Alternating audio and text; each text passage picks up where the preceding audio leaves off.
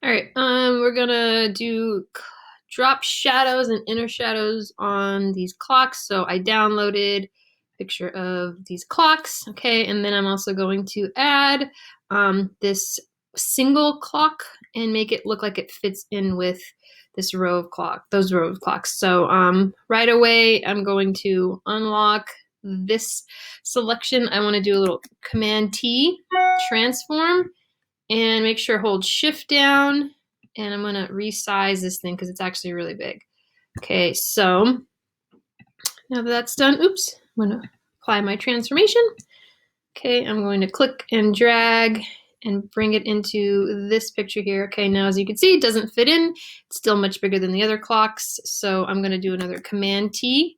I gotta hold down shift so that when I resize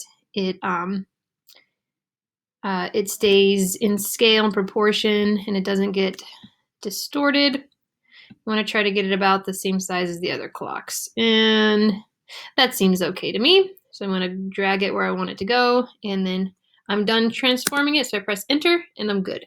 Okay, now what I need to do is get rid of that white background so that it looks like it's sitting on the wall with everything else. I'm going to use the magic wand tool, click white. Okay, my tolerance is low.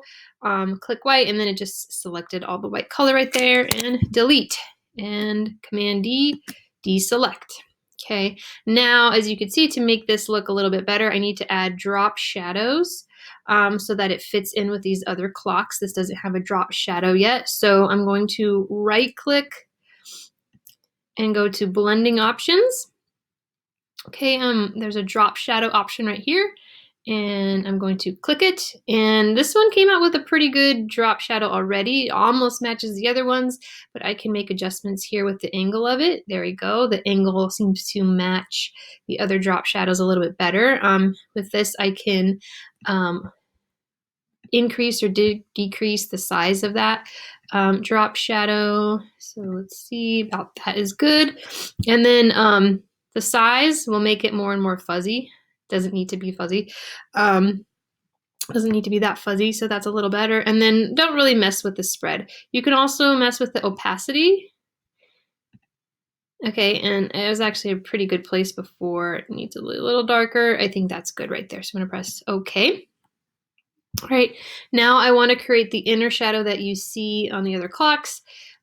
This one has a little bit of an inner shadow right there, but we're going to ignore it. Okay, so I want to select the inner part of this clock right here. Okay, and I'm going to use the elliptical marquee tool.